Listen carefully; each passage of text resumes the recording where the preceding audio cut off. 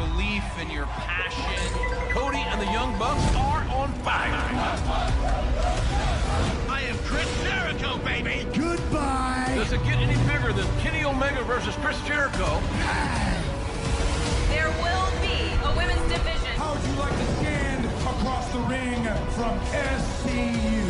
Can tag team wrestling be the main event? Change the world.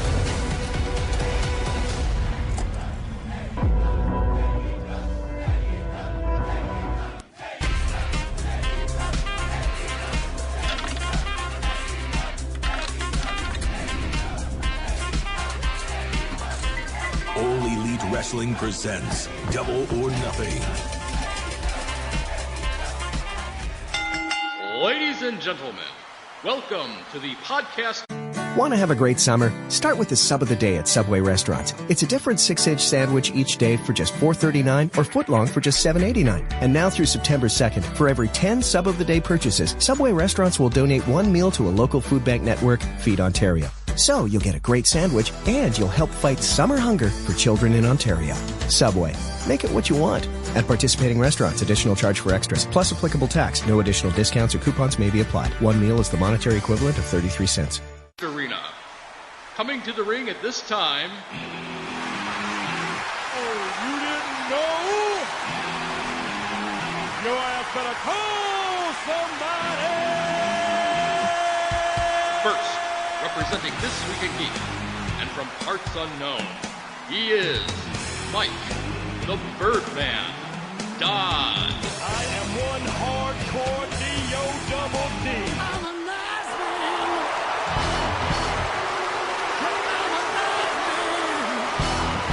His tag team partner, representing the Geekcast radio network, and hailing from the outer reaches of your mind, he is Mike, TFG1 Blanchard. I got 4 words for you. Check out my ass. And from the Great White North, here is your special guest referee, Ryan, the UnEvenFlow. The multi always gets his man. You are listening to Mayhem Mics. And now, let's get ready to podcast!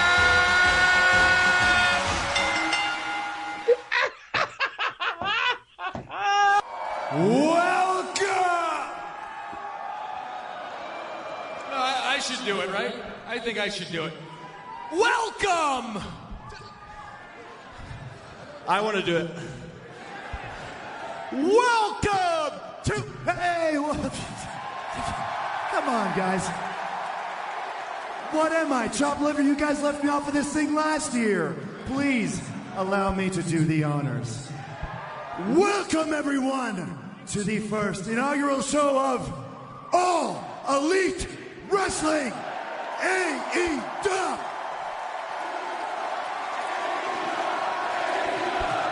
That's got such a ring to it. Now, I'm not gonna lie, I had a little bit of butterflies in my stomach before coming out here today, but your guys' energy is gonna fuel me through this thing, and there's really, I feel like we can't do any wrong. You guys just want to party just like each and every one of us. God, it's so cool to see 20,000 people.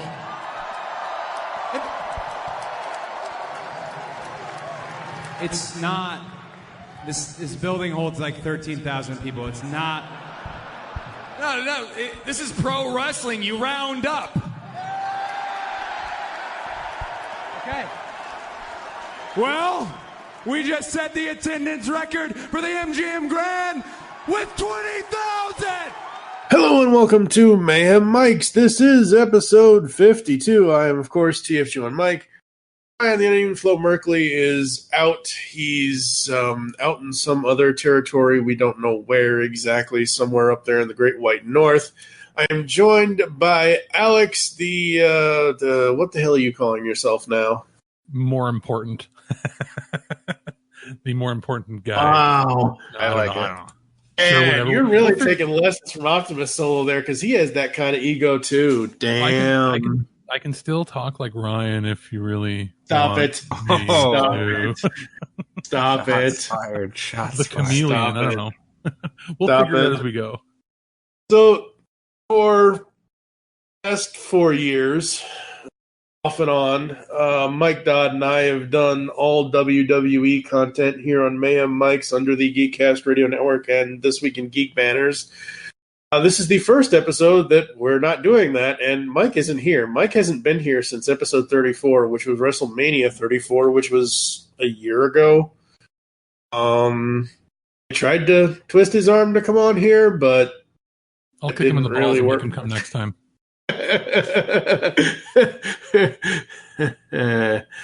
Oh boy.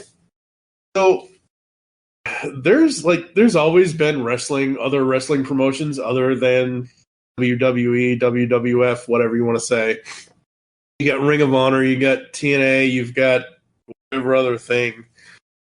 But it's all because of a little guy named Dean Ambrose that AEW, I mean, it's more than just him, but that's the reason why I noticed it, was because of John Moxley, Jonathan Good, whatever you want to call him, whatever real name, ring name, whatever, Dean Ambrose. He left WWE, and he released this little video of the John Moxley character, and then it was announced that he has a multi-year deal at All Elite Wrestling AEW, which is run by Cody Rhodes, Kenny Omega, and the Young Bucks. I'm like, okay, I'll follow John. That's cool. That works. And I know, hey, look, there's Chris Jericho too. Yeah, and maybe some other faces you might have seen had you been following. I haven't seen, we'll get into this in a little while, but I haven't seen Tommy Dreamer since he tried to come back to WWE about 3 years ago. Yeah, So, yeah, you see some of those people, or you see, who is it? Why am I drawing a Billy Gunn? Billy Gunn, yep. You see basically anybody that got pissed off and either was fired or quit or maybe got popped for steroid use at WWE in the last couple of years, that are experienced, and then a whole bunch of really talented people from other companies that WWE just either didn't see the need for, or, didn't get a chance to grab up. Other thing you got to kind of keep straight too is what they're doing right now is they have a lot of relationships with other independent organizations, etc. So not everybody that has appeared on their show so far is technically on their roster. So I mean they are inviting multiple people from different groups. Like Tommy Dreamer's not technically on the roster. I don't know if he has a backstage role or something of that nature. But there was a lot of people, especially like if you take like the Battle Royal that we'll talk about that happened at Double or Nothing. Like a lot of those people are not technically AEW wrestlers. Like Billy Gunn he's not an active wrestler on the roster. He's actually talent relations. Right. So you'll see a lot of those guys that show up and they'll do these sorts of matches, like the one-offs, the battle royals and that. But reality is they're actually managing all the people behind the scenes. Right. Or some of them might be getting, like almost an audition in some of these matches, or again, like has been happening since the end, since the beginning of wrestling, building relationships with whatever organization you're building a relationship with, talent trade swaps and stuff like that is probably something that's been going on as well. And because this is Kevin's first episode on this specific show on the Geekcast Radio Network, when did you first start watching wrestling, and what, are you WWE, or are you, how did all that come about, and did you ever start and then stop and then start again, or that kind of stuff? Yeah, I've been a wrestling fan since almost as long as I can remember. I grew up in watching the probably 1987-ish, 1988, 1989. Those 3 years were probably like my introduction to wrestling. I was a humongous Macho Man fan as a little child. He was definitely my favorite wrestler for years and years.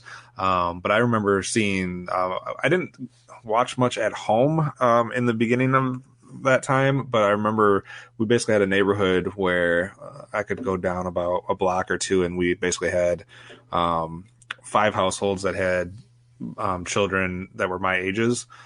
So all of us guys would hang around and, play sports and do different stuff. And I know the one friends that we had, there was a set of brothers, and they used to get the pay-per-view every, at that time, 3 times a year, or what would eventually kind of be 4 or 5 times for the most of my childhood.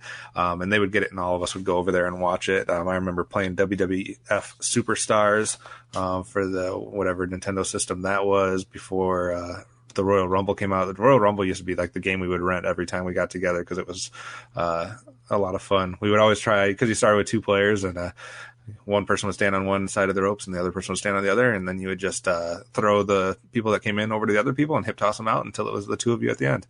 That was the not fun way to play it, but we thought it was fun at the time. But yeah, I was big time into WWF for a long time until sometime in the early 90s, which I think is fair for what happened with a lot of people. Early 90s, I kind of faded away a little bit, early to mid 90s, because that was by then, Hulk Hogan and Macho Man and all of them were not really part of it. They were trying to introduce some new people that I wasn't a big fan of. They were giving big pushes to people like Bret Hart, who I was not a huge fan of at the time. So I kind of faded away a little bit, got involved with, probably middle school sports and stuff like that. And then I remember I would sometimes still check on Raw every once in a while on Monday nights and whatnot. I actually used to record them. But while I was not really paying attention to, I must have swung by at some point and started checking out WCW just a little bit, just to kind of see what was going on there. And that was right around the time, obviously, that NWO came about. So then I was a huge WCW fan for about 3 years, something of that nature. I didn't like the WWF Attitude Era. I was not a huge fan of that. Not big on, what they were doing with all the Vince Russo type stuff, I'll say. So I much preferred the WCW product, but obviously that also went off the deep end once Vince Russo got involved with that too. You can tell I'm not a big Vince Russo fan. And then I completely, after the NWO and WCW was sold, I stopped watching wrestling entirely. And then kind of saw little bits and pieces here and there, and then kind of got really back into it by starting to watch the WWE, pay-per-views that have happened over the last probably 2 years. It's kind of how I've gotten into it. I don't watch Raw. I don't watch SmackDown. I don't have that many hours of free time in my day. And the WWE network does not allow you to watch them unless you watch them live, and I cannot watch them live. So I just don't watch them because I don't want to wait. That's one thing I don't get. Like, okay, so this is for Kevin more so than anybody else, because everybody else who's listened to this podcast for the last 4 years knows this. They're on TV. I don't understand. You're paying $10 a month or whatever it is per year in total for WWE Network. Why they don't, and I know why. It's because of how I watch them actually now. I can either DVR them on Comcast or Xfinity or whatever it's called, or I can watch the cut down recaps on Hulu. It's because they have that TV deal with Hulu. Not full shows, but for the edited versions of the shows. Right. That's why they're not on WWE Network, which is it's kind of stupid when you think about it, but it also kind of works too, I guess. I don't know. Yeah, and it's not the only reason I don't watch the shows. I mean, if you were watching the pay-per-views, which are happening way too often now with like basically every month at least one, which is one of my biggest gripes of wrestling in the last 20 years. But between that and like the 5 hours of television product it seems like that's out there, especially if you're watching NXT and you're watching all the other things, it's just too much to keep up with for me as far as time goes. Yeah. So I probably wouldn't do it anyways. But if they did have it just on like, hey, maybe I can't watch Monday Night Raw on Monday, but like by Tuesday or Wednesday they had it on the network, I would maybe check it out. But I'm not going to wait a month and a half. By that point, they've already had the pay-per-view, so that stuff is already pointless. Yeah, exactly. But then obviously, I got big time into listening to podcasts. I was listening to only movie podcasts, and then I got into listening to wrestling podcasts. I think I started with Stone Cold's maybe, I had listened to the earlier version of Jim Ross's for a little bit. Then I got into X-Pac's, and they were all okay, but they weren't really giving me what I wanted. And then I got on to Conrad Thompson's series of podcasts with Eric Bischoff and Bruce Pritchard and now Jim Ross. And those are so fantastic that I've literally I haven't quite listened to every single one of Something to Wrestle With, but I've listened to every one of Girl and JR in every 83 Weeks episode. And it kind of really got me back into wanting to pay attention to wrestling, and I have been keeping up with the AEW rumors since before they even had anything. And I've been really excited to finally get to see what they had to do, and I'm very excited for October to come and to see what they do with what they're putting out there because right now there's a lot let's just say there's a lot lacking in WWE that I know they're trying to fix, but we'll see what AEW does. Yeah. So yeah, exactly. And it's interesting to see what WWE gives to Hulu, because Raw on Hulu the day after is half of what it's an hour and 30 minutes or less. So it's so interesting to compare and contrast the two to see what is cut out and what isn't. It's basically the same. I hadn't thought that if you were to like PVR it and remove all the commercials, it's the same length. They might pare down a little bit here and there, or they'll cut things if somebody swore, or if somebody did something in the audience that was vulgar, or they cut out if there's like blood or something. But for the most part, it's like they have way too many commercials in this day and age. Yeah.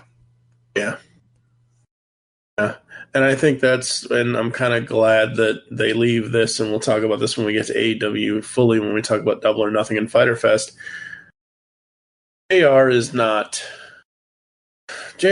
Michael Cole. JR is not Tom Phillips. JR is not Byron Saxton. JR is fucking JR. You don't have him, advertising for Rocket League or whatever. You don't, like, he hates doing that. So I love that he is now over at AEW.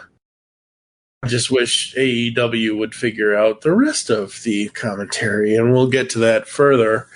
Let's see. So, Alex, run down the numbers for these things, like paid, not paid. Like, I know Fyter Fest was free, but Double or Nothing was what, $40? Because it depends on your region, but generally it was, I think, $50 or so, give or take. It was cheaper if you didn't go through traditional pay-per-view and you went through the Fight TV app, because you could get a discount. You could get it for like, I think 30-ish or so American, 35, 40 Canadian.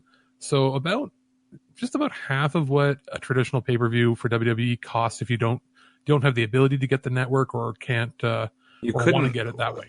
You could not watch it through I couldn't watch it through Fight. No, you couldn't get it to work? It strictly wasn't available. You had to do the Bleacher Report, or the Bleacher BR Live. Even for Double or Nothing? Yeah, Double or Nothing, I thought, because I downloaded the Fight app and I got everything ready, and then I was like searching for it and couldn't find it, and then I had to look online, and it said that in the United States you had to do BR Live. Oh, okay, because, see, up here, the Fight app is, I think, partially Canadian owned, and they might be pushing it through that. Like, for everything else, Bleacher Report works here as well, but I know that doesn't work at all in like Europe or Asia or anything. It's only because that was a little America. Confusing at first because of how they advertised it. So I was a little confused when I was going to try to make get everything set up on the TV screen and whatnot. And I was struggling for a minute, but then I finally figured out it was Fight in Canada or in BR Live in the US. And then obviously you had the YouTube for the first part. Or your traditional cable provider for some of it. No. So we are talking about Double or Nothing and Fyter Fest tonight. We're going to talk about both of them, so that way we can get caught up. Fight for the Fallen and All Out are the next two events after these two. Yeah, Fight for the Fallen is going to be another free one. Again, free for North America only on the Bleacher Report site. The rest of the world will have to pay, I think, $20 or $30 or so. And then All Out is going to be one of their big flag, tentpole events. So I think that's going to be a full price one. They said that they're going to do basically 3 or 4 of those a year. And then if they do any other special events, they're either going to be cheaper or free, and then you get their TV. So they're not going to do the WWE 12 events or 14 events a year. All right, ladies and gentlemen, brace yourselves. Your regularly scheduled program, we are all good. Nothing changed. So Double or Nothing, we have 9 matches in this, which includes the 21-man Casino Battle Royal, which is on the pre-show. My favorite bits about the overall pay-per-view were when they basically made fun of the attendance. It was hilarious. I thought that was funny as hell. And when Moxley showed up, I liked other stuff because, again, these are all new people to me outside of Moxley and Chris Jericho and all the other ones, but like half these people on this thing are all new to me. Did you guys have any specific favorites before we get into the actual matches? Did you have any? How did you feel about the overall presentation for Double or Nothing? Me, I'll just a couple points. One, this had fantastic production values for like as far as the lighting, the camera work.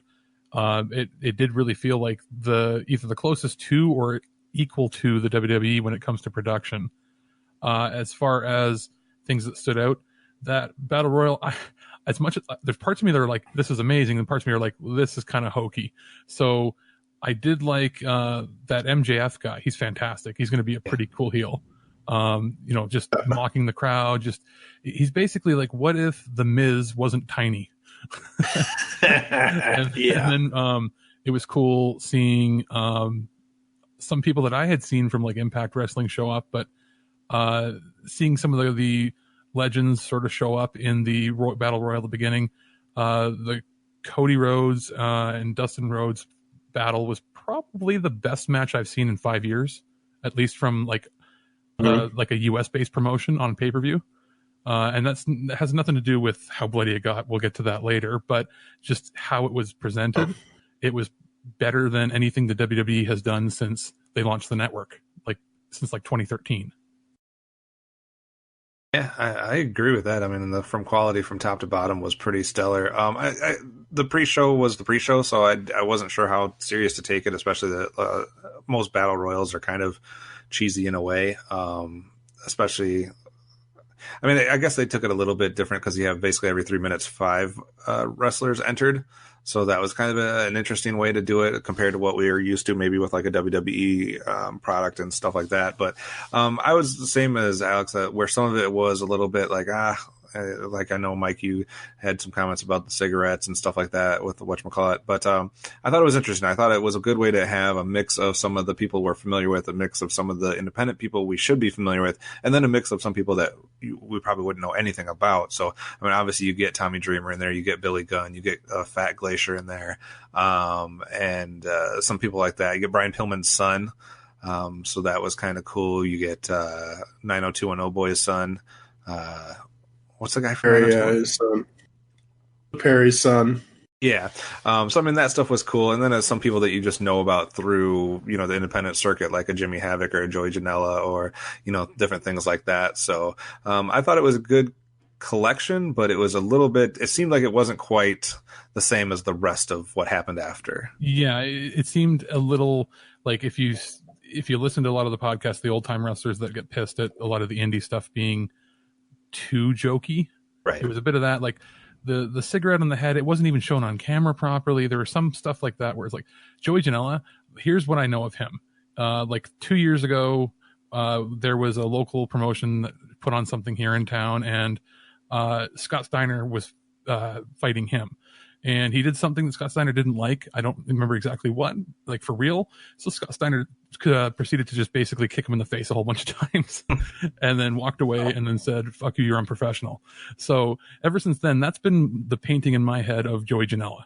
So, right. And then he looks like your neighbor. You know what I mean? Like in my mind, either get really in shape or get really fat, but you can't be anywhere really in between, or you just sort of blend into the crowd. We become part of Raven's flock. So like there was that. Like I have no problem with him having like super crazy out of this world diverse you might have they have a dinosaur like luchador wrestler. One of my favorite people so far. You know what I mean? Like they have you can have that sort of stuff. You just have to know they're not going to be champions. They're just there for the fun.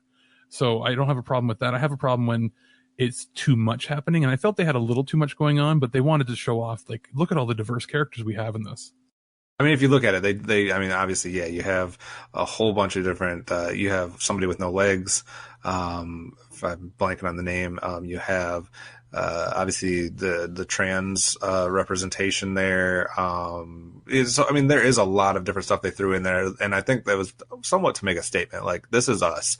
We're not afraid of what your background is or what, whatever. We're going to include everybody type thing. So I think that was a cool statement. But I think some of the bits were a little bit like, but Luchasaurus, like, I think he could be a champion. Like, I think that guy's legit. Like, he's huge. Oh, yeah, tag champion. I don't think you're not going to make somebody like that your main champion. He technically was a part of NXT in its early goings on, but had some type of, I believe it was a hip injury very early on in his time and was released. I think it was back like 2014 or so. So it's interesting to see him kind of getting a chance now. Yeah, and like that's the only match that the thing is I have a problem with. If you're trying to get people to buy in, that was like what they call their pre-show, the buy-in. If you're trying to get people to buy into it, you may not want to show the match that looks the most Vince Russo like at the beginning. But at the same other time, match was perfect for it, though. Yeah, I still thought it was awesome. I just didn't think it was necessarily the right look for their first one. I agree. That being said, like out of all of them in there, Hangman's great, and MJF's going to be probably pretty big because he's a better talker than like 99% of the people at WWE, or then again, he's allowed to say whatever he wants. And he had the second most eliminations too, outside of Luchasaurus. They each had 3 and 4 eliminations. So I don't think that's by coincidence. No, not at all. And the other difference, at least, well, obviously not just for me, but for everybody, I've been watching WWE since 2007 now. We've been podcasting since 2015. So until recently, and we'll talk about this later as well, it's been a PG product. Like, there isn't anybody that, like, half the stuff that they did in this first, like, I don't dislike the cigarette thing. I was just kind of shocked at it. I'm like, okay, sure. They didn't exploit it the way they should have. They should have showed it happening. Not just, exactly. It just looked like it was laying on his head. They didn't zoom in enough. Like, right. If you're going to go that far, go all the way. It was almost, I don't know, ECW-ish from its early days. And, like, they're out, okay, not counting the Battle Royal.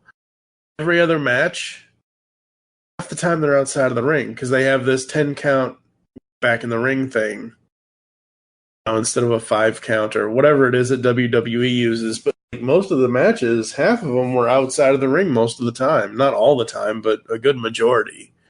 It was a very different, like Alex was saying earlier, how it's on par with the WWE product visually, but it's also basically WWE is stadium wrestling. This is almost like just above being backyard wrestling.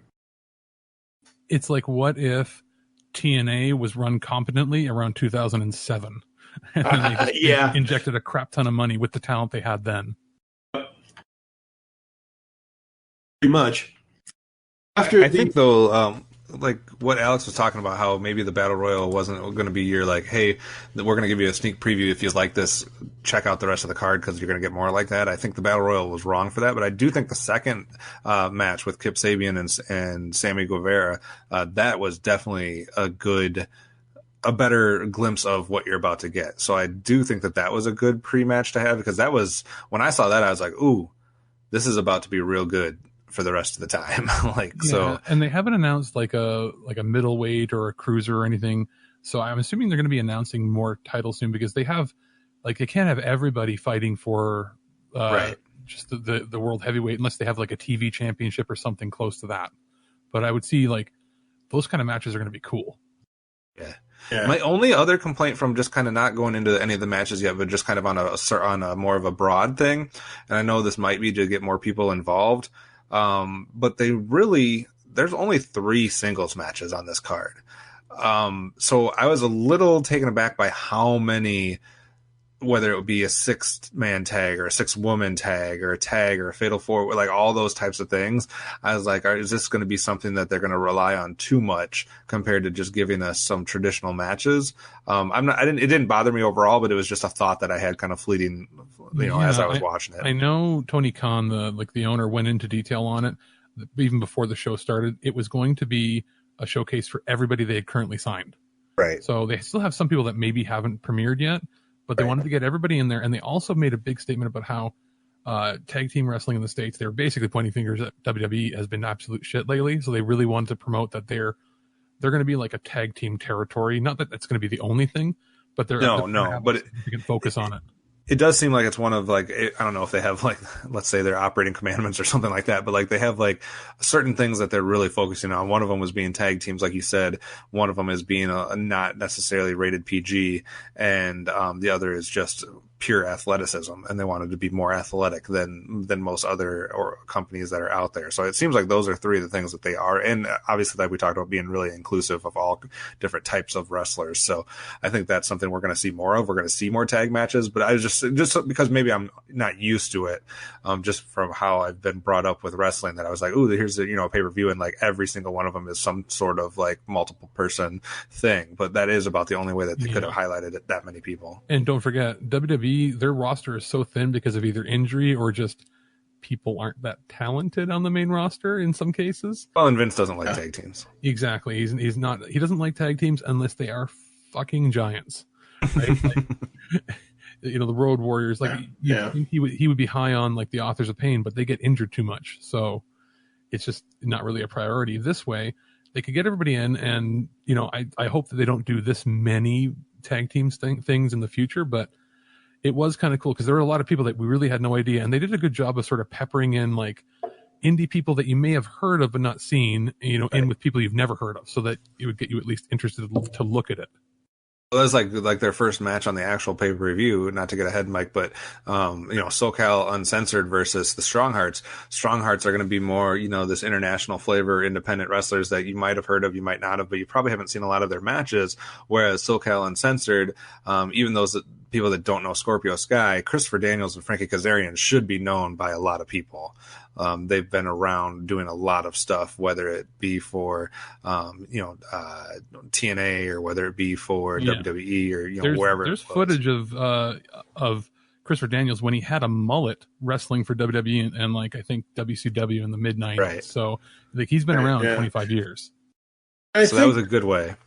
And I think the thing with this card for Double or Nothing, like you guys have already said, it was them basically showing off the fact that multiple forms of wrestling can be shown in a good way, actually work, unlike what Vince always assumes or that Vince doesn't like or whatever back on WWE.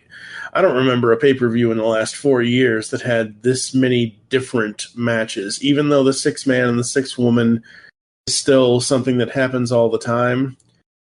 I don't know, the last time we saw two or three different really good tag team matches on anything that were really good, and both of the tag matches, Best Friends versus Jellicoe and Jack Evans, and then the Young Bucks versus Lucha Brothers.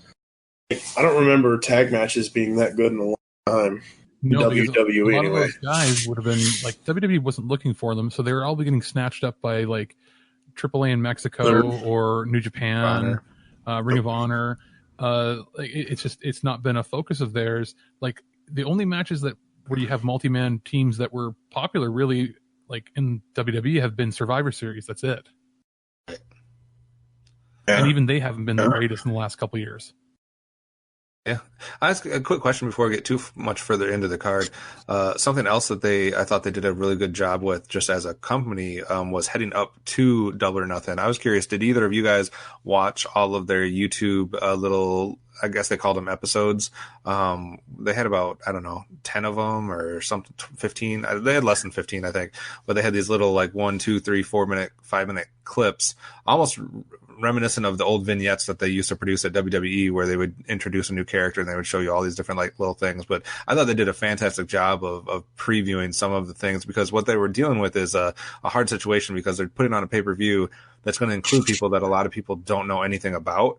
So they had to try to get some type of stakes or some type of storytelling or some type of momentum going into something that nobody, they didn't have the TV shows or the other pay-per-views before that to lead up to it. So I thought those YouTube series of videos was really cool. Well, I watched a couple, but you know why that they were cool like that? The guy producing them, I might be wrong, I think the last name is Lagana or something, was the guy that produced them all for WWE in the late 90s. And ended up going to become I think a director at TNA for a little bit, and then had left and due to creative differences, and is now the head person producing all their videos. Right, but they do a really good job with those videos. I think that's another thing that's been attracting a lot of the wrestlers to AEW, is because of another dig at WWF or WWE, is that not everything is scripted. You're able to go and do your own thing, like whatchamacallit was talking about in the Jericho interview and the other interview that he did. Like, I can go and John Moxley. I can go and record like 4 or 5 different vignettes or clips or shots, and in so much less time, and I can be myself and be creative. And I think that's something that a lot of people are yearning for. And think about this. Sorry, but think about this. You think that anything MJF said would ever be okay at WWE at all anymore? No.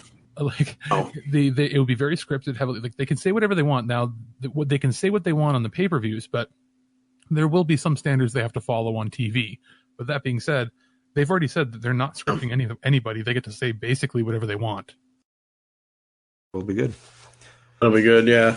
No, I knew about them. I wanted to go into this cold because I wanted to see what the product was. I didn't want really any kind of previews or anything. Right. I wanted to go in and see if again, outside of Moxley, outside of Cody and Dustin, outside of the Young Bucks and Jericho and Omega, I wanted to watch Kip Sabian versus Sammy Guevara and see if, same thing with NXT. When I've watched the few things that I've watched of NXT, I wanted to see if I could go in cold and see if, hey, I like this guy over this guy, or I like that guy over that guy, or that woman over that woman, or whatever kind of a thing. I like that they do that. I think that is super cool. Again, to give people information about the characters and to give people, a little teaser, like you said.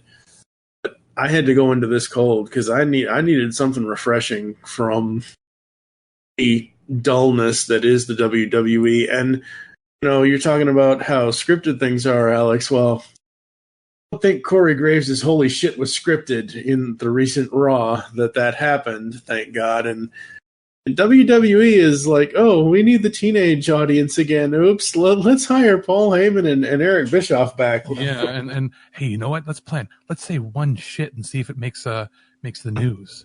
And because it made the news. Yeah, and it was scripted for him. So. I would suggest anybody that hasn't watched those videos just to go back and watch a few of them, just to see some of the stuff in there, because it really does lend to the creativeness that's going on, creativity. And they're doing it too for every one of the pay-per-views. You can watch the Road to Diaries once a week, and they're not hard to watch. You can watch them on your phone. They're 10, 15 minutes at the most, and it does more to prep you than I would say like Raw or SmackDown does. And I would just anticipate that that's going to happen at least until October, if not even further on, because it's just it's a way to also engage today's viewership, like how we consume media and how we consume entertainment, and not to have to wait to see something on TV or necessarily do that type of stuff. You can put a video like that out there and boom, it's out for everybody to watch and can hype up something. So I think they're being smart with that. Absolutely. So the main match that started it all, as we said, was SCU, Christopher Daniels and Frankie Kazarian and Scorpio Sky versus the Strong Hearts, Seema, T-Hawk, and El Lindemann. This was, again, because it's a completely different product and they're doing more than WWE ever would consider doing now. This was probably one of the best six-man matches I've seen in a long time. It far exceeded my expectations because I know how old Christopher Daniels is and Frankie Kazarian. Not old, I guess, but like they're not as young as a lot of these people are. And I was like, ooh, what are we going to get here? And this one far exceeded my expectations. The other thing that I think is real good about this match and basically the whole card is look at the duration of all the different matches. There is no 4 minute, 6 minute, 3 minute, 8 minute match like you get a lot on pay-per-views with WWE because they just have to do it real quick or do something. Like all of the main, the first half of the card or the undercard, I guess you could say, they're all 10, 11, 12, 13 minutes. And then the main event card, 22, 24, 27. Like that is a good way to go about doing that. Yeah, absolutely. And on top of that, it's been a while since I saw Kazarian, and like the guy's in his 40s, he looks great, and he reminds me of like, what if Randy Orton cared? That's pretty much how he performs. Right. And Christopher Daniels is like turning 50, and he's performing better than guys in their 20s. Christopher Daniels, the thing that worried me because I knew he was kind of a big guy behind the scenes. And he was in a lot of the, some of the planning and this, that, and the other. So I was like, oh no, like, is this all going to be like, we already know that Cody's, the VP and the Young Bucks and Kenny Omega, and they're all wrestling. And now I know Christopher Daniels is behind the scenes and he's going to be like, it started to get a little bit worrisome because I'm like, how are they going to book all this stuff when they're all involved? But I think they did it well so far. Yeah. And I think Christopher Daniels is like the head trainer. That's his title. So he'll do these sorts of events, but you don't plan on seeing him probably on the main TV show every week. Right. He'll be like, it'll be similar to, show up for a quick 2-minute match and then put somebody over or maybe win against a jobber. And that's it. I think I know he's already a part of this, the SoCal Uncensored and whatnot, but he would be a great, also like a leader of some type of like little faction or something like that of like a larger, not like Four Horsemen necessarily, but like something like that. I think he would be great in that role. Absolutely.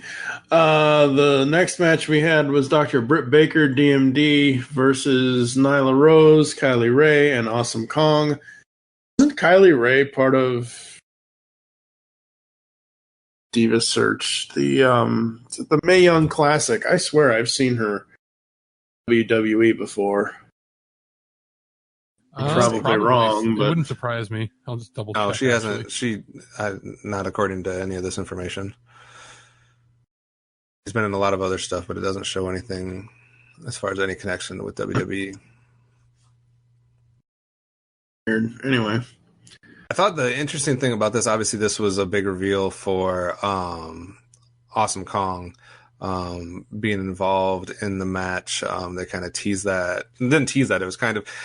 It seemed like, I don't know if you guys picked up on this or not. Maybe you, Alex, but it seemed like they might have had a little flub at the announcer booth when it came to this, because they were talking about, doesn't one of the other ones also go by Kong? Yeah, I think so. Like it's the announcer booth, the issue is like Excalibur is great at color. I don't like the fact that he wears a mask because it makes it look hokey. Like if you're trying to present this as less WWE and more serious, maybe lose the mask. You can have the nickname Excalibur, but have his real name or something. But he's great. He's fantastic. The Alex Marvez guy, he's terrible. Right. Right. And like, it's Awesome Kong and Aja Kong. Oh, okay. Is that what it was? Yeah, somebody else. Yeah. Okay, because Aja Kong came about later. No, because I think this is what happened is they were talking about the women's roster possibly or something of that nature, and then they said, later on in the match, in the card we're going to see Aja Kong or whatever, and they're like, and because they said the word Kong, then that made them think of Awesome Kong, and I swear they say Awesome Kong before they reveal that she is the other person. JR by accident, then. Yeah, because then all of a sudden, they let it out a little bit too early, and then it's like, here's the reveal of Awesome Kong, and I was like, wait, what? It's perfect timing because what we got was a few weeks away till Glow season 3, right? And she's one of the main stars of that. Do not be surprised if AEW has a bunch of girls show up in that season. I would not be surprised at all. See that as well. So obviously the interesting part about this, and if you would have watched the YouTube videos, what they did here was kind of interesting because they have Brandy Rhodes. There was a video where she's talking to Britt Baker and like saying, we're fully supporting you. We want you to win this match, blah, blah, blah. And then there's immediately a video of her talking to Nyla Rose and doing the same thing. And then her talking to Kylie Ray and doing the same thing. So she was basically telling them all a bunch of BS, that she was all in support of each one of them. And then of course she comes out with Awesome Kong. So that was kind of where that led to. What did you guys think of this match? I liked it. I thought it was interesting. I thought it was cool, but I think you've got two people that should be marketed as like big monsters as far as like powerhouses, and I don't think they got enough time to shine in it with Nyla Rose and Awesome Kong. I think this might be the first time on a national pay-per-view that you had like a transgendered wrestler. Correct. So you maybe shouldn't have had Awesome Kong in that match. Right. Maybe, show off that factor. Don't take the spotlight away if that's what you want to do. You could have put Awesome Kong in with the Japanese wrestlers, with Aja Kong. You could have done a feud there. It's like there's only one Kong allowed or something. Right. Bring her out. You could have done it there, and then it would have actually elevated that match later on. So I think that was a bit of a slip up, but that's just nitpicking. I thought that both the women's matches were decent. At the end, the one thought that I had was maybe this is the one area that right now, at this exact moment, just based on the rosters, that WWE might have the edge on them when it comes to the women on the WWE roster compared to the women on the AEW roster. But then I was like, well, it's not fair to judge that based on one pay-per-view. And I know it's going to be a focus for them to keep that women's division strong and going. So I'm hoping that they can kind of either tear some people away from the WWE or at least get everything nailed down so that they can compete, because right now the women are the only reason to watch WWE, in my opinion. So I'm hoping that AEW can kind of match that, because everything else is great. Well, and the thing is, WWE spent the last 5 years cultivating the best of the best as far as women in wrestling in the world, right? So they snatched up everybody with those classics, and there are some of them are that you don't even see. They probably got 20 women that you've never even seen just locked into NXT contracts that don't even wrestle because they want to keep them. There's a couple of them that are upset that might be bailing eventually. We might need to talk about that at the end. But I thought it was a decent match. I got to admit, though, at this point, the Bleacher, the BR Live feed was not good at the first half of this pay-per-view. They were struggling. I don't know what it was on their end, and I know it wasn't just like local to me, because if you went onto their support page, it was like a dumpster fire of people complaining. Yeah, I heard that. I watched it on the Fight app here, and which was perfectly fine. But I had heard that. But I know I watched the Bleacher Report for the second pay-per-view, and the pre-show was having issues where it was glitching out. And then as soon as the main pay-per-view started, it was perfect and crystal clear. Better than the I had WWE no feed. problem with the latest one, but on Double or Nothing, it was doing two things. Number one, it would refuse to go HD. So it would be HD for a second, and then it would be like pixelated or blurry where you couldn't quite, you could tell, but it was just not crisp. And then I probably took 20, 25 pictures of it buffering, just in case I needed to try to get my money back or something, where it was just like loading and loading. The app's been there. I think they launched this service as like the live streaming thing only in the last couple months. Right. So this, I think, like, is really who's watching. Okay, well, soccer, not an example. Let's say who's watching golf or something, whatever they were showing. There's very few people that are going to sign up just to watch that. I think this was the first heavy load they had ever had as far as traffic on it, and they fixed it for sure by the second one. Yeah, it's actually it was fixed on this one sometime during the 6th match. So these next two matches, 5 and 6, I didn't get to see in their entirety, like clearly without a lot of interruptions. So I can't say a lot about the matches 5 and 6. But by the time they got to the Cody Rhodes match, everything was finally working and in HD. So I got to see the final 3 at least the way they should have. Good. The next two matches, Best Friends, Chuck Taylor and Trent Beretta versus Angelico and Jack Evans, and then somebody else going to have to pronounce these names because I just can't. There's just no way. You want to try? Yeah, sure. Go ahead. For match 6, Hikaru Shida, Ryo Mizunami, and Aja Kong, Yuka Sakazaki, and Emi Sakura. Yeah. There you go. I like the Best Friends as single individuals. I hate their gimmick. Their gimmick is it's Billy and Chuck, just not as overt, and it's not as I don't know. It seems very indie, very hokey. That's going to have to change. The hug it out stuff has got to stop. I don't care for that at all.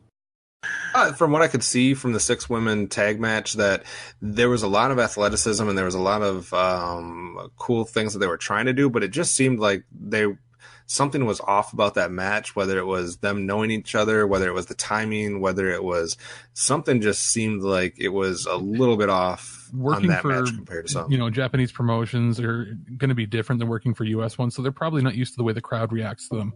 Right. Because there was a few times where I was like, well, I know what that was supposed to do, but you seemed like you were off on your timing, or they weren't selling stuff quite the right way. So it almost came across as something that was like, I know sometimes there's complaints with some of the independent wrestling as like, okay, just because you're athletic, you can't just go balls to the wall 24/7 and just keep running up in on the moves, and then nobody actually is ever hurt by anything. So that's one thing that you have to watch out for in something like that.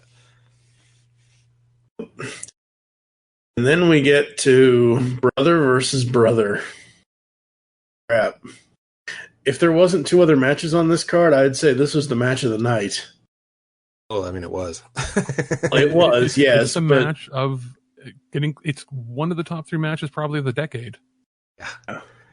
I mean, Dustin Rhodes to be able to pull that off at his age and for how long he's been since he's been, in the ring on a regular basis was ridiculous. The last time he was in the ring on a regular basis was like a year and a half ago, 2 years ago, and he did a house show tour up here, and I got to see him locally, and his match was the best match of the night. And let's be real, like for because a lot of people might hear like, oh, he hasn't been doing regular stuff for a year and a half, and be like, well, that's not that long. Yeah, that's not that long for someone who's 25. Yeah, he's 50. For someone who's 50, and he's been wrestling for 30 immediately years. lose. So, yeah. This was awesome. The presentation was great. What do you guys think of the throne destroying? I could have done without it. I could do without it, but you know what? It's tongue in cheek enough to be fun. It wasn't overboard. It would have brought the match to a full 10 out of 10 had they not done that, maybe. But again, like if you can ignore that, and it still was a fantastic match. Yeah. I mean, the chemistry and the psychology there was on point, like especially for 2 brothers who haven't always been, on the greatest terms with each other and things of that nature. But I mean, it was like, well, and being the half Gold Dust paint, half Dustin from the late 80s paint or no paint look, like sort of merging the worlds together, that was kind of cool. Yeah. It was a fantastic match all the way through. And if you haven't seen that, if you haven't watched any AEW stuff, please watch that match. Be prepared. Do not, if you're squeamish, you might have to look away a few times. Yeah, this is by far the most bloodiest match I've seen in the last 7 years. If you remember all those videos on YouTube of Ric Flair cutting his head open and just... Right. It's basically mixed with the Stone Cold Crimson Mask. Right. And because it's all in HD... you get to see it's like corn syrup falling very out. Little. Yep. But the thing is, like, he pulls out some moves and they do each other's moves. There's a lot of psychology there, but he does some stuff that I've never seen him do, let alone didn't even think he could do. That small package, like forward flip thing that he did in the corner, was insane for somebody his age to do, especially with somebody losing that much blood. And the other thing that you could tell out of this is because Dustin Rhodes is not going to be a regular competitor on AEW, I don't think. I think he's going to have... he's going to be a pay-per-view guy, if anything. Right. He's going to have something very few and far between, maybe a little bit more here at the beginning, and then once they get hit in their stride, he's probably going to take some other role or just fade away or something. But you could tell that, like, it seemed like in his mind, he didn't care what happened the next day. He was just trying to do this. Like, he was trying to put on a show for everybody, whether this was his last match or not. Like, it was just like, I'm going to leave it all out here. I'm going to give my brother everything I can to help him be successful and to make this whole thing successful and to show everybody I still, that I'm underrated, I guess, in one sense of the word, but also that I can still do stuff. So, I mean, you could see it on his face, you could see it in his emotions, and it was very easy to connect to from an audience standpoint. And I've never been a fan really of Cody's work. He can do good stuff, but he never seemed like a really good worker. He always seemed to be more talk than he was like worker. And this is probably the best match he's ever had.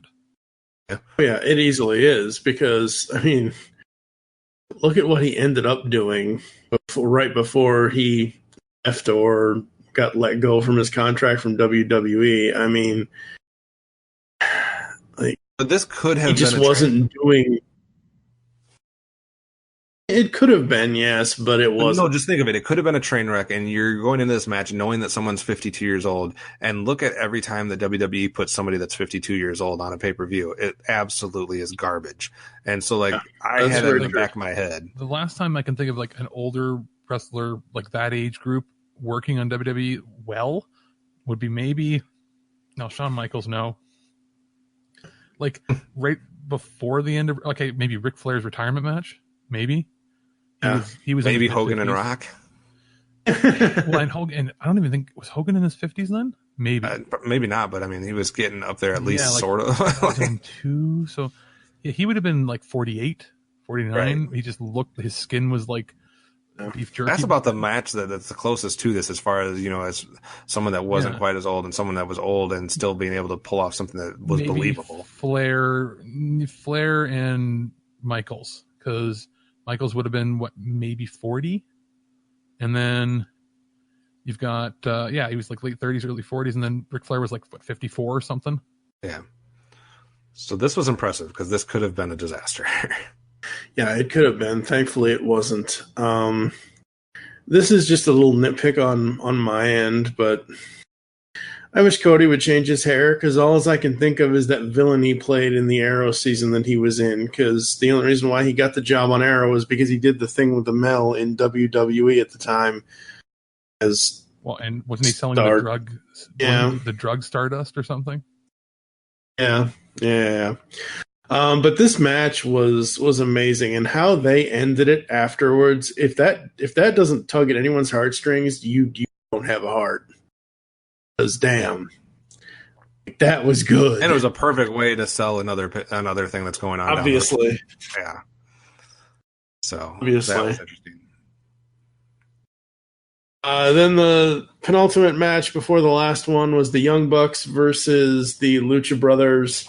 Jesus, this was brutal in a good way, but damn. Yeah, like I've not been a fan necessarily of the Young Bucks. Are awesome. They do crazy moves, but I've always seen them as being like, I don't know.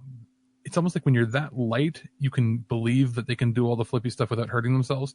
They're not the best at selling. So, but that being said, the Lucha Brothers, like Pentagon and Phoenix, like they were the only ones doing anything good at like Lucha Underground, or when they were at TNA, they were actually putting on good matches, and putting them together was brilliant. And the other great thing was that they already had that connection to the fans that you could tell. You know what I mean? Like the fans are already all in on their gimmick, on their chants, on their different things and whatnot. So like that was cool, because you had a feeling that it was like almost like a dance off, like it's a tit for tat type of thing. It's like we like both groups, like, oh, look what they just did, and then it's like, oh, they just one up them, and then oh, they came back with this, and it's just like, oh my god, like. And speaking of fans, like just to go back, the Cody match had the most engaged crowd I think I've heard since the Attitude Era. As far as not people just doing like the back and forth, you know, Cena sucks stuff, or the chants of this is awesome. I'm not a big fan of all those stupid chants. They were literally just standing up screaming like, yeah, for whoever they wanted, just like you saw in all those old videos. Like it was so loud. Like they didn't have to, you know, mic up the crowd that much.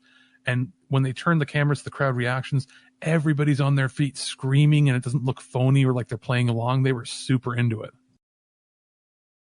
The only thing that you got to watch out for in these types of matches, like I'm talking about the Young Bucks and the Lucha Brothers, is they do so much ridiculously crazy athletic stuff you've never seen before stuff that there was no problem with it on this one. But when you're doing that many things, it's like, what's going to actually be the finisher. You know what I mean? Like, you're almost up into the stakes where you can't have a finisher because nothing, you know, you can't be as good as a move you've already pulled off before. It's like when you're trying to get crazier and crazier with like I jumped off the rope. Well, I jumped off the steel cage. Well, I jumped off the whatever, you know, I kind of keep getting crazier. I'm not saying that it had anything to do with this match, but I'm just saying, like, in other, you know, we've seen that in WWE, et cetera. So that was one thing. Out so they don't need to see you again. Right. So that was one thing that I was worried about, but I think they towed the line well enough on this one where it wasn't like, okay, like, I'm not going to buy the finish because you've already done way more amazing stuff earlier that didn't finish the match. Exactly. And that's the other thing, again, differences between AEW and WWE is half of any of the moves that were on this pay-per-view, you never see them in WWE. Never. Brock does it because he doesn't care. Yeah, you would never see. Never, ever, ever. I mean... No, and there was some stuff that was just ridiculous. Like, there was so ridiculously... I don't even want to use the WWE term, but I'm going to. It was so ridiculously over the top, but in a good way.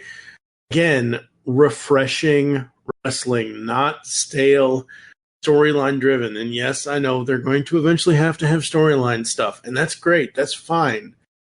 Just seeing, I'd like to say, is a pure form of wrestling again. Wow.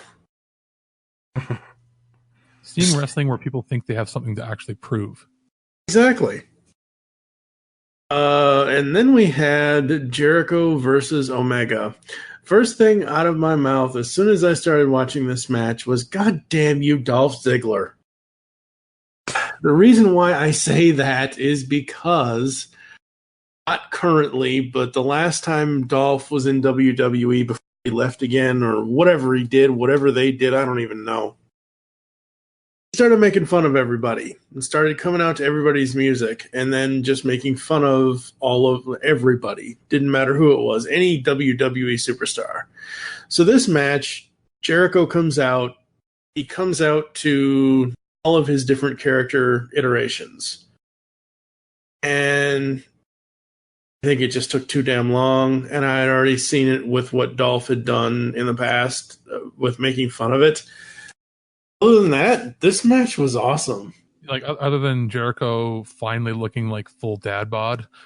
Yeah, really? But you know what? I wish that instead of like the music, he's going to always come out to his own music because he owns the rights to it now and everything, right? Because he produced it. But I would have liked him to come out to that terrible, hilarious music he had at WCW, his first one where he's the babyface. Like All the Days or whatever. Because it would have been hilarious and like come out completely reinvent himself as if it's 1995. The only problem with this match, literally the only problem with this match, is that it came after the last two matches. Like, at that end, like, a lot of people don't care for Omega for some of his like over the top facial expressions and stuff, but he toned it down a fair bit here. I'm just not a fan of his hair or whatever you call that rat's nest. Right. Yeah, that's for sure. No, it was just a step down from the athleticism we saw with the Young Bucks and the psychology that the Rhodes brothers put together in their match and kind of the emotional pull. So it wasn't going to give you, like, the Rhodes match had the best of one world and the Young Bucks tag match has the best of another world, and they weren't going to be able to compete with either of those worlds in this match. This was the most WWE match they had. Right. But at the same time, this is the match that sold the pay-per-view initially. Yeah, so absolutely. I get why they did it. It was still good. Like I still think it was a better match than a lot of other. And then the former Ambrose coming out and just wrecking house and fucking everybody up. I think that's the only reason why. I think that's the only reason why this match was last.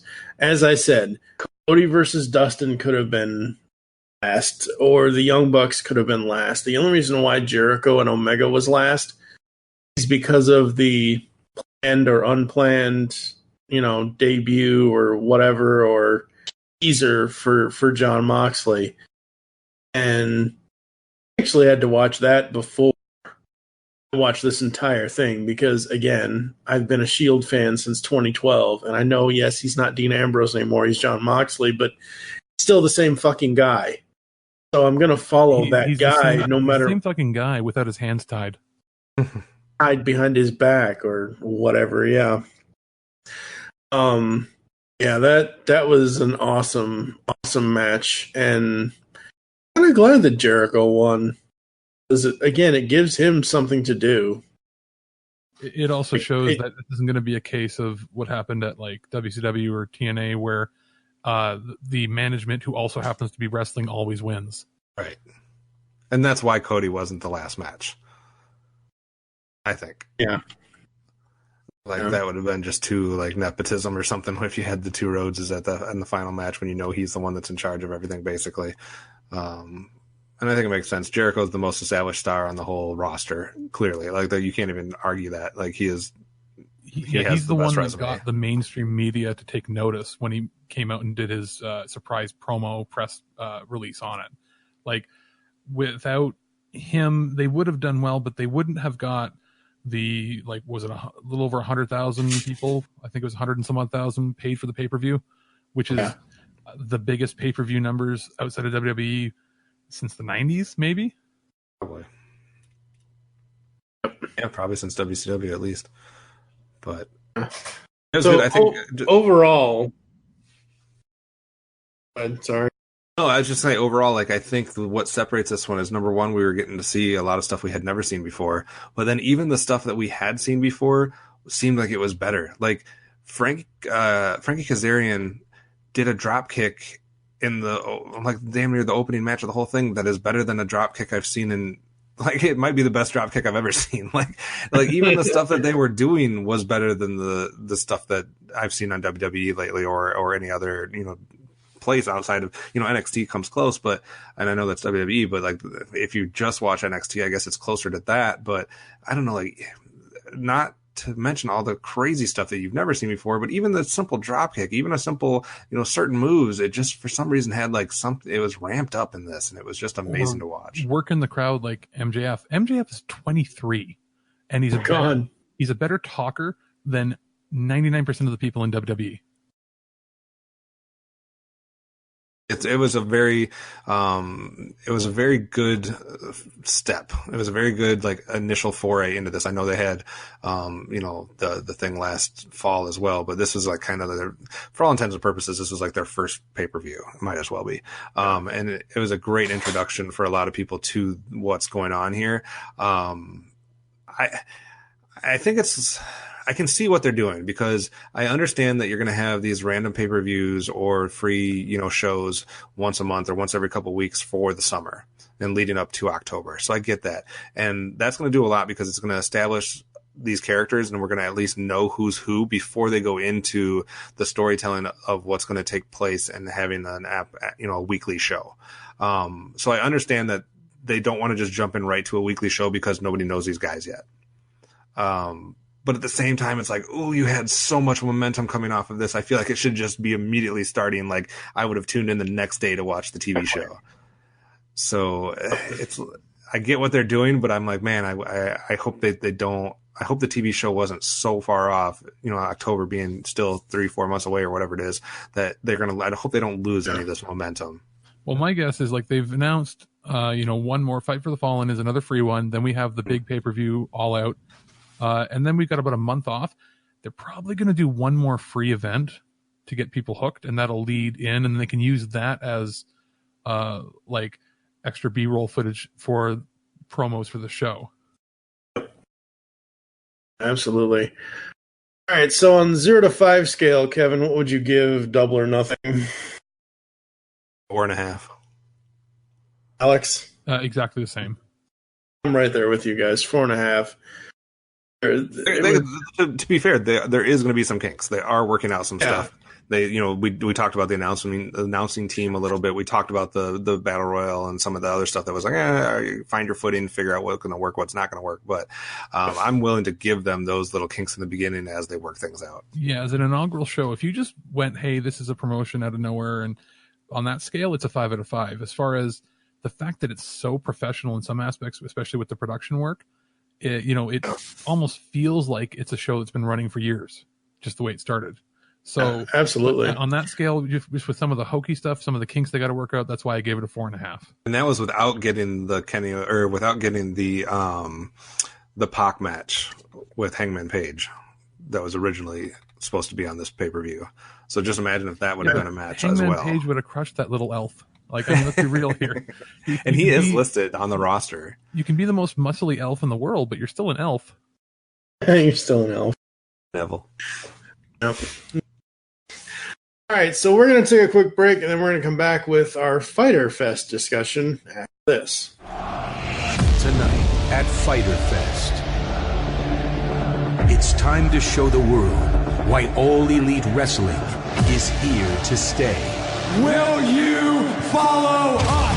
AEW is ready to embrace the bright lights. Lucha Brothers, Laredo Kid. We'll see you at Fyter Fest. Ready to prove themselves yet again. Amazing! Because they realize, in order to survive the struggle and succeed, they need to fight for this dream every day. Their passion will create an energy that will infuse your soul, an energy that declares, let's live forever. Welcome to All Elite Wrestling. This is Fyter Fest. Welcome to the show. It's time for a free event, everybody. It's time for AEW's Fyter Fest. Fyter. That's right, Fighter. Gamer thing, I guess. I don't know. Yeah, it was a joint event. There was a, like, you know how there's Evo, the fighting tournament expo, fan expo thing? Mm-hmm. Same sort of deal, where they have a bunch of fighting games, and this was fighting games and wrestling.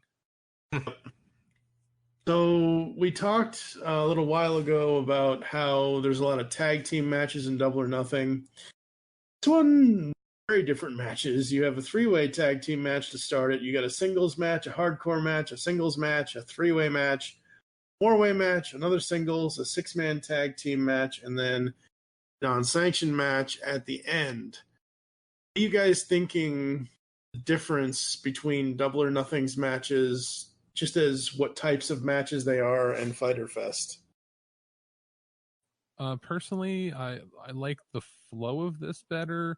I thought it was going to be a lower quality production because it was like, I thought it would be like, you know, the WWE does their network specials where they're a little lower quality with the exception of like the stuff over in Saudi Arabia.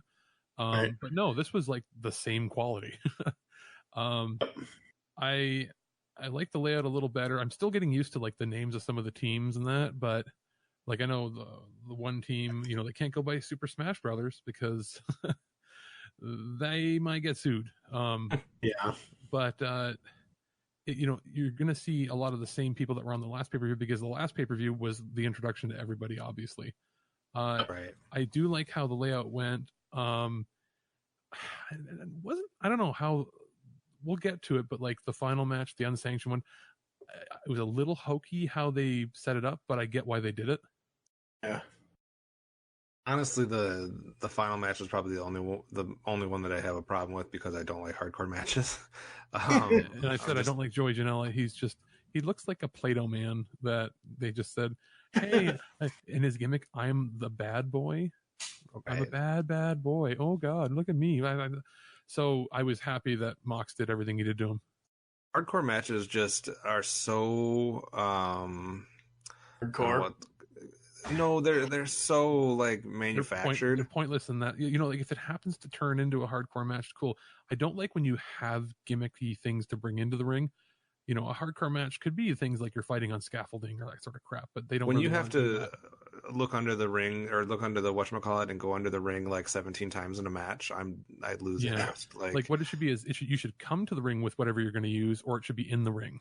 And then it's not just that we're grabbing a chair. It's not just that we're grabbing 7 tables or 7 ladders or thumbtacks. Like at one point, and I know we're jumping ahead, but you pull out what's clearly a manufactured board that has barbed wire on it. Like that is the most like come on. That's not natural. They did this because what they wanted to show is that before he was Dean Ambrose, he worked Mox worked for CZ's, whatever it's called, Combat Zone Wrestling. Right. He was one of these guys that did all the bullshit matches that you see. Whenever you see somebody go, you know, what's that ridiculous backyard garbage? That's the kind of matches he did. So I hope this isn't what he does all the time. That being said, at least they didn't go full on light tubes and all that garbage. They kept it closer to what you would have seen something on like ECW or something that Mankind would have been in. At least they didn't bust out the cookie sheets and stuff like that, I guess. We have 3 pre-show matches this time. To be honest, I watched like Scorpio Sky and Frankie Kazarian in the first match. It was fun, but I honestly wasn't paying as much attention to it, only because I was like, I'll just go back and watch it again because it's on YouTube. It wasn't. I got to be. I had some other stuff going on, so I didn't pay a lot of attention to the 3 pre-matches. It wasn't until SEMA and Christopher Daniels came on that I really started paying attention to this one, just because again, like some of that stuff was earlier on, and I wasn't ready for it.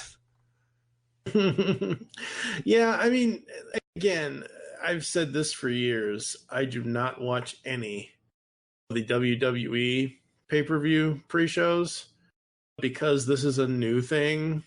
I want to see how they do it differently, maybe how it's to be their own thing. I'll say this: I'm already tired of the dueling librarians. Oh, that shouldn't have even been part of it at all. That's one of the I forgot that existed. That is the most TNA late 2000 WCW garbage. Like they shouldn't even be there. I think the interesting thing that they did set up with the pre-show matches is the tag team, the announcement that we are having an AEW World Tag Team Championship tournament at some point. So they were, that match was to advance to, having a first round bye. So I'm interested to see, all the different tag teams that are going to be involved with that and kind of how they do that. So we're clearly going to get the main AEW, whatever they're calling it, championship, world championship, whatever they call it. And at least a tag team championship. So we know those 2 are happening at least. Well, and remember that it used to be until the WWE did this stuff with their network, the pre-shows were just something like a red carpet thing. They never really showed anything. Pre-show matches used to just be called dark matches, and they would show up on the DVD. Right. Because there had to be some reason for you to buy the DVD. But now that DVDs aren't really a thing, even though WWE still seems to think they are by releasing them, there's really no point. Like what they should be doing is, you pay for the pay-per-view or you pay for the stream, whatever, you get your main show.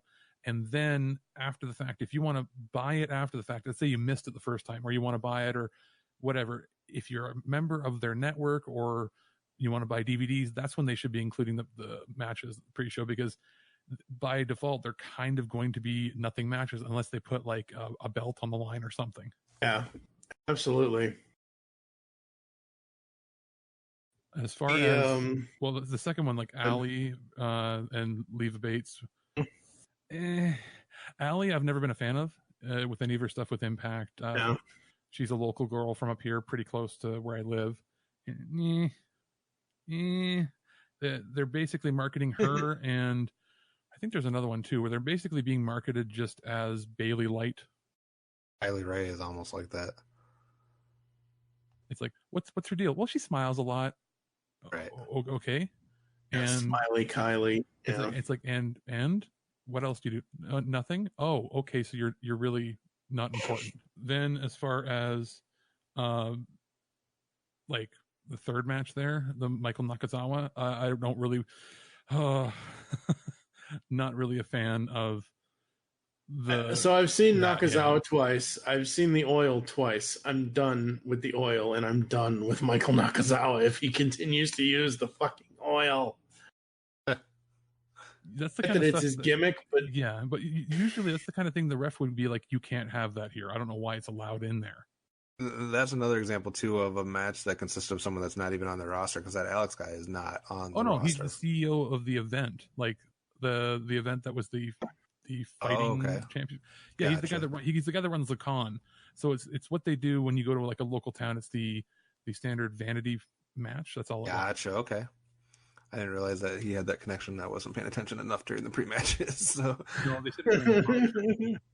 the best part about the pre-show for me, not the fact that it ended, but it was the end, because here comes Mox. That was cool.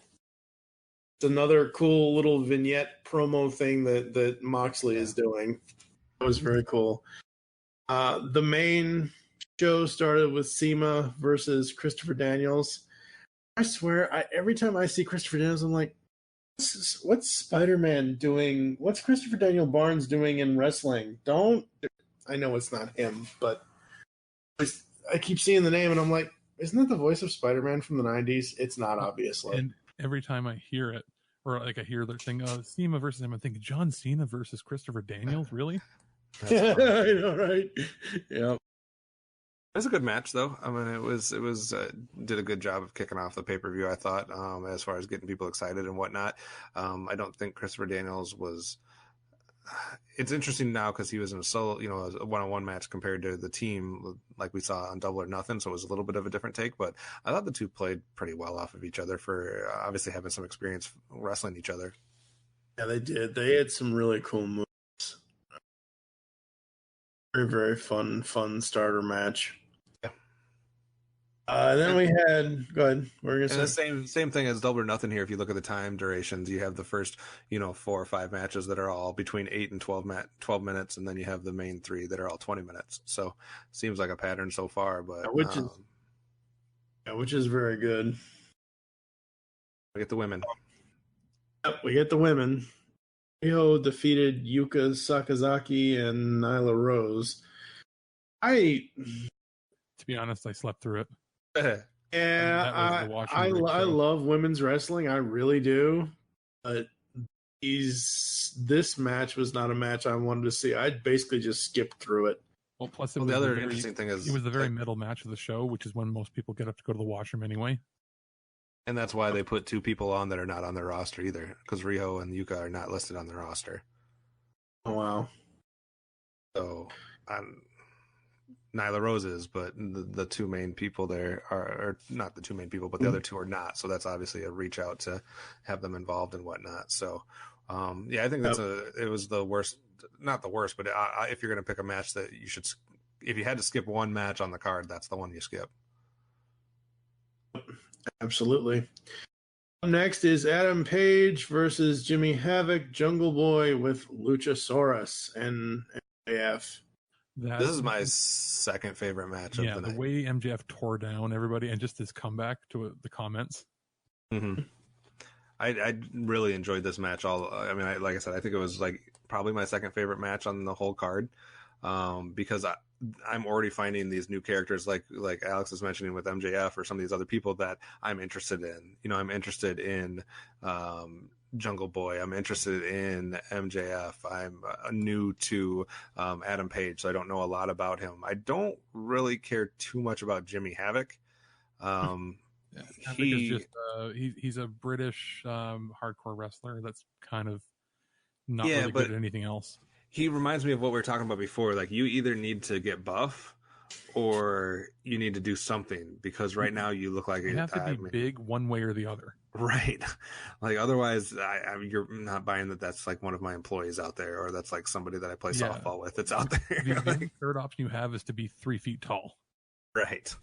So, but I thought some of the stuff they but I just think some of the stuff they did was very fun. Again, I got to see some Luchasaurus. I thought it was interesting that they're showing a connection between him and Jungle Boy, apparently.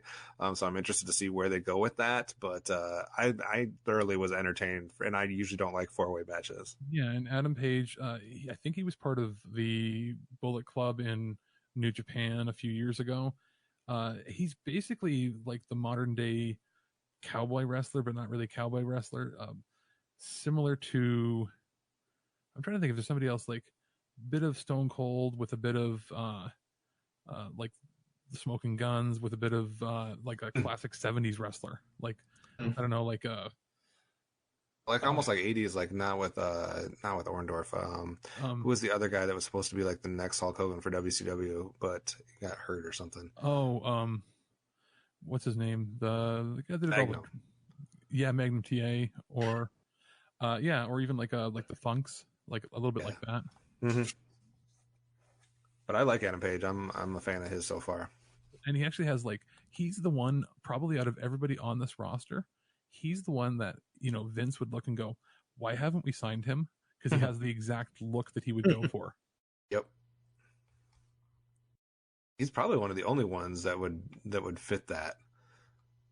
Honestly, absolutely. Yeah, like maybe Omega. I know that he was offered and he turned down money. So I guess Omega maybe, and then because he's the only other guy that has the right height. He's like 6'5". Maybe Scorpio Sky. Yeah, but they wouldn't know how to use him. Like I could see Vince going like, Adam Page, we're gonna make him this, but then he's gonna make him a full cowboy and has to wear a hat and has to wear scooters and come out riding a horse. But no, great match for me. And like I said, I don't like 4-way matches a lot, but I was fully entertained by that one. Up next, we have Cody with Brandy versus Darby Allin. It was fought to a time limit draw, and then they even said, "Oh, but 5 more minutes. We need a decision. So that's a little post WWE. Yeah, you know what? The Darby Allin, he was on a documentary show called The Wrestlers that's been airing. I think it's on Vice, maybe. And like he's one of these, up and coming sort of wrestlers that is more about doing like the crazy performance. He does some of the dumb crap that not everybody would like, but coming to the ring with a body bag with Cody's name on it, that was actually pretty good. That was pretty good, yeah. I said before about Double or Nothing that I wish Cody would change his hair color. After this match, I really wish he would have changed it because, damn. Well, I think it changed for him on his own, right? Like, all true, yes. Basically, Sean Spears, right? Formerly known as the Perfect 10.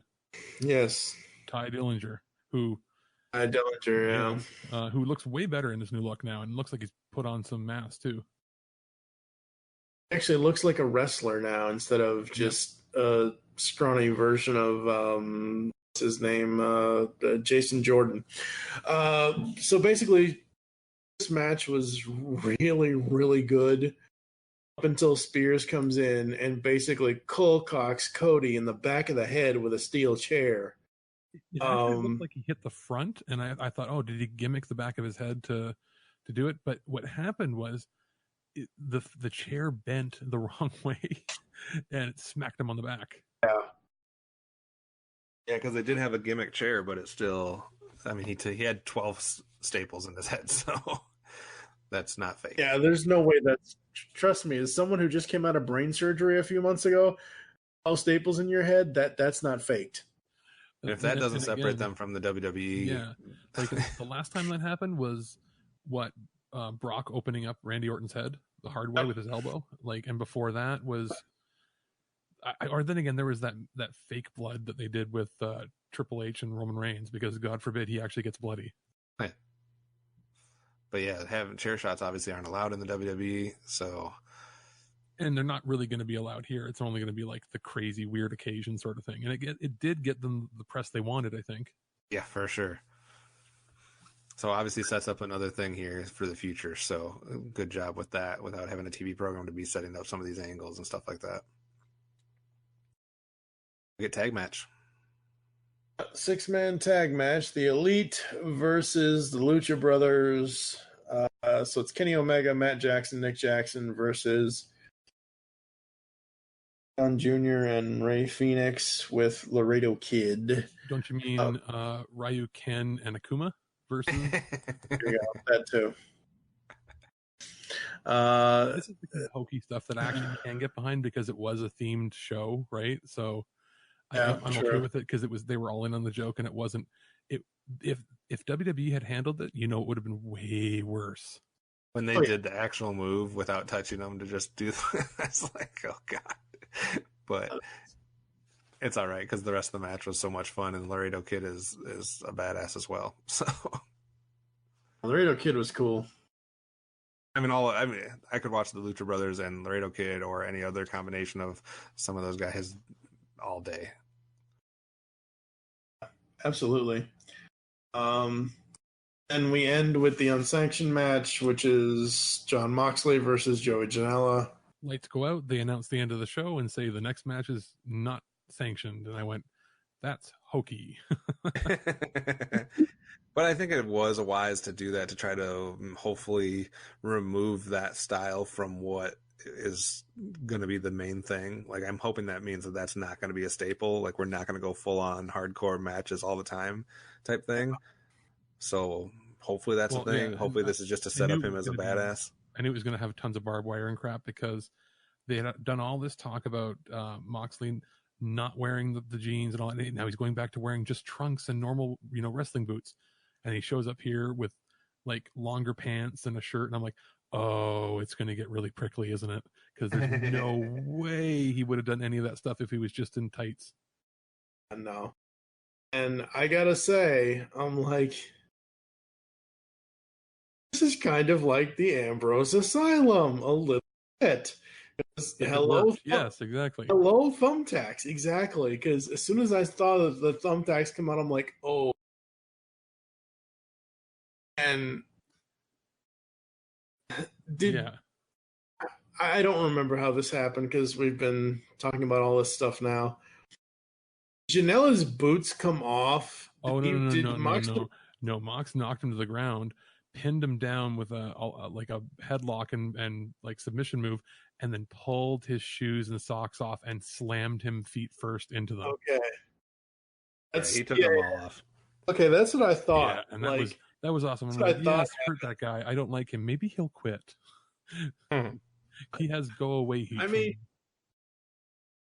don't get me wrong. We may or may not like certain wrestlers. I don't really want any of these people. I don't want to see them come to physical harm, like, permanent physical harm. Ultimately, because they're putting their... Exactly, yeah, that's true. But, still, like, hate to see people get injured and that kind of thing and whatever, whether it's in match or like, look at the Cody and Dustin match. Like,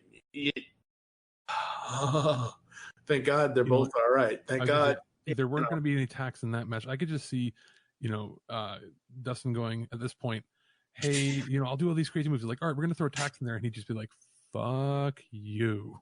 There's a point where you don't heal that fast anymore. And whatchamacallit, I don't even think realized that he was going to be a part of this thumbtacks at the end. Yeah, I don't think so either. And I think it just heightened the match. I thought the match was really, really cool. I still think the Cody Darby match was one of the matches of the pay-per-view for this one. Yeah, it's that one for sure. And I think the Adam Page one too. Yeah, those two probably. So it's Cody and Darby. It's the Adam Page one, and then for me, obviously, because I'm a Moxley fan. It's that. I would like to see them maybe. I don't know if it's cut the pre-show or they can't. What I could see is, do a battle royal on each pre-show, but make it less hokey. Get all the wrestlers in that maybe aren't going to be on the show regular, or have one good match, or do, put a tag match on there or something. But like I said, between Double or Nothing and Fyter Fest, Double or Nothing had 2 pre-show matches. This had 3. I think what they should have done is they should have had a whole bunch of people that weren't technically like officially signed on the roster. And I think they should have used these pre-show matches as like a way to get on the roster. Like, we're gonna have some type of like tournament or some type of like weird thing. Match with a couple people you want to build big. Like, that's where they should have had the like Nyla Rose. She should have come in there and just squashed a bunch of indie people that put on a good show, so that maybe those people will be signed like local talent. But then you can make that person look huge and not have to have a piss break match in the middle of the show. Right. Agreed. And then of course it ends and more like we're setting up things for the next show basically, and I'm excited about what's going on. Like, do you think 9 matches? I think both of them had about 9 matches, right? Do you think that's the right number? Yeah, both of them had 9 matches. I could deal with even less, honestly. Like, if you're going to give me 7 or 8 good ones, like, I'm fine with that. Yeah, that's what I'm kind of not necessarily 6 matches. Like we were maybe, just and then saying like about 2 fast squash matches or something fun at the beginning for the pre-show. Yeah. So basically, we want 8 matches instead of 9. Have the 2 squash or the 2 big things at the beginning, and then 6 more matches. Yeah. Or even like maybe not squash matches. Have one good match. Have one 15-minute match to give you an idea, like a singles match of what it's going to be like. Right. Then use your other 15 minutes for your buy-in. Mm-hmm. You don't need a full hour buy-in. Just give a 15-minute match and then have like some promos. Have JR and them come out and talk about like on camera what's going to be on the show, and that's it. Yep. That's the other thing I noticed. I think on both of these, rightfully so, he deserves it. Don't get me wrong, he does not deserve it. JR gets his own entrance to walk down to the commentary table. No other announcer in my knowledge in the last at least 4 years has had that. Maybe they'll do it. The only other one would be Renee Young, but that was because she just joined as main. And they'll do it when like, the king female or somebody announcer is going to be a guest announcer. That's about it. Yeah. But it's a smart move because they know that pretty much everybody watching these listen to podcasts and are super fans of him. So he's a celebrity in his own right coming out. So they usually close out the pre-show usually with him showing up, and that's the signal that it's ready to start. Right. I mean, him, JR, and Jericho are the ones that are adding the way to bridge to people that aren't in the know. True. And then like you have him sort of training new people. Like they didn't have the Alex Marvez guy here who was terrible last time. They had another guy who was also not that great, but like you could almost get away with just having a 2-person booth and then have him train the other guys some other way because they're not really good. Fortunately, they did. I know in JR's latest podcast, he does say that Alex Marvez is going to be back.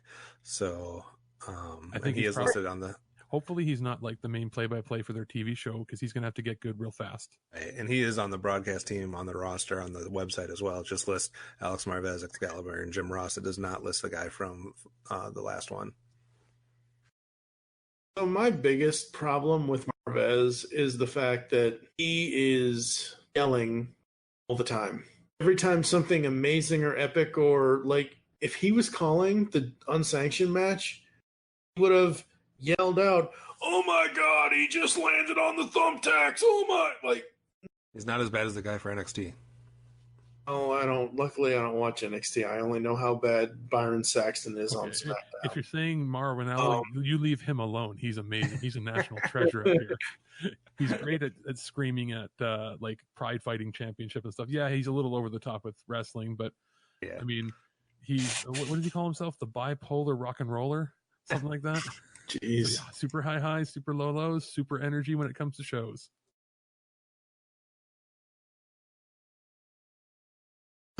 Yeah, so that is AEW's first 2 pay-per-views, or what wasn't there All In, but we didn't even get to that. That was not official. That was the Young Bucks and them doing it on their own. The Con wasn't part of it. It was actually a joint venture they did with Ring of Honor. So this was the first official show, or first 2 official shows. I would give this one a 4 out of 5.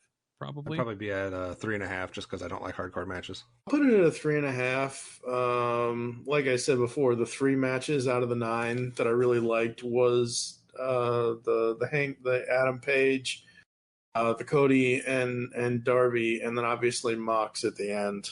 Did you guys see the interview they did with MJF afterwards in the post show? No, I did not.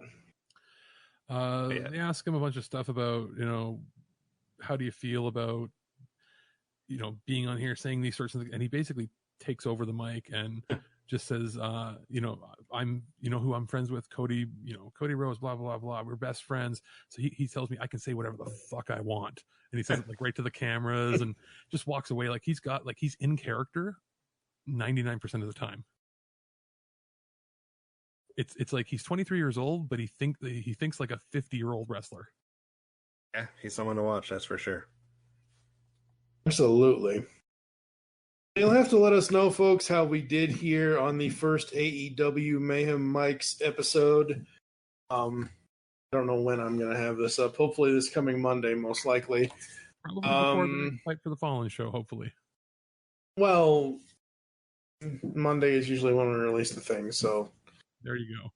It'll be this coming Monday, considering we're recording it on a Friday. But anyway, Alex, Kevin, and I probably will be back, maybe as long as, Pizza the Hut doesn't take over Kevin, because that guy is a horrible, horrible boss. True. Just eats Pizza the Hut. He eats himself all the time. That kind of thing. Hopefully Ryan will be back, and maybe we'll get Ryan's perspective on AEW overall kind of thing. I don't know when the next WWE episode is going to be. I guess it'll be for WWE SummerSlam at the. If that, honestly, like I know I do want to do some of the network stuff. Like they finally put out the 24 for Ronda Rousey. They finally did 365 for AJ Styles, and then I think they did a 24 for Becky Lynch. So I know I want to do that kind of stuff, but as far as actual WWE pay-per-views, well, what we can do is you pick a topic like that from the network. We do it, and then we give a bit of news on what we've seen on the show, or if we've watched a pay-per-view. You sort of make it like a catch-all. Oh yeah, absolutely. Yep, that's normally what we do. But I mean, as far as specific like the plan that I used to use, like, oh, we're gonna do this pay-per-view this month, or these two like I don't have the time. At the very least, we're gonna have to do a head-to-head when SmackDown goes to Fox, and then AEW starts on Wednesdays, and like it's gonna be interesting. The first couple weeks. And I think they start the same week. Nice. So there'll be all kinds of stuff coming up here on Mayhem Mic's Geekcast Radio, This Week in Geek, all that good stuff. Kevin, where can the people find you online, sir? I'm on Twitter at OptimusSolo. Alex, what about you? You can find me on Facebook and Twitter at DeathfaceTwig, and or feedback at ThisWeekInGeek.net. I monitor the emails. All right. I am at TFG and Mike on Twitter. You can also follow at Geekcast Radio and at This Week in Geek for the respective network Twitters as well. How the hell are we going to close this out? Oh, we're going to have Mox say something. I don't know. I hit you with a chair. Put some MJF in there or something. I don't think you can get me with a chair. You already have the staples. Exactly. Why would you hit a crippled guy with a chair? Don't do that. That's me.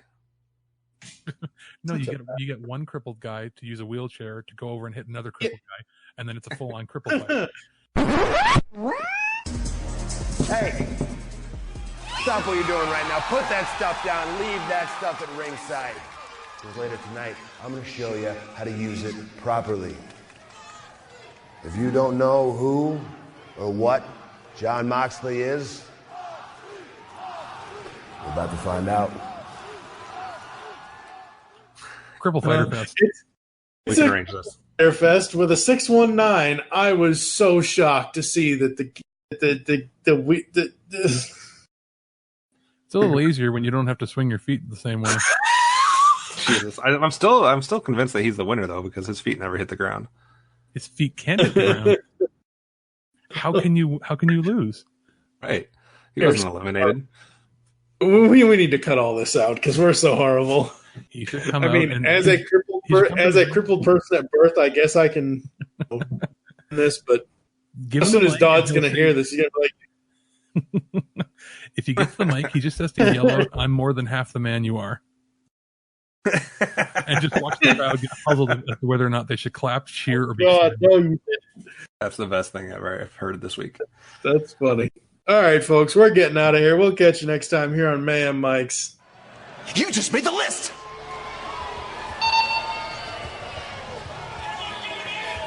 All clear.